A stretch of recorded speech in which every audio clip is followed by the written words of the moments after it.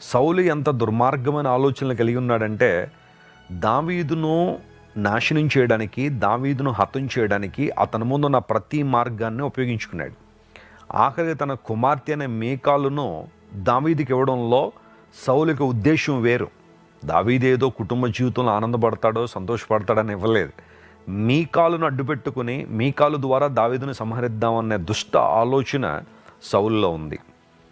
దావీదును సంహరించాలని సౌలు ఆలోచన కలిగి దూతలను పంపిస్తాడు. పంపించేసరికి మీకాలు ఈ విషయాన్ని చూసిన తర్వాత, మరి నా తండ్రి దూతలను పంపించాడు, నీకోసం పొంచి ఉన్నవారు వస్తున్నారన్నప్పుడు ఒక చిన్న ప్లాన్ అక్కడ జరిగింది. మీకాలు దావీదును సేవ్ చేసింది. దావీదు కిటికీలోంచి బయటికి వెళ్ళిపోతాడు.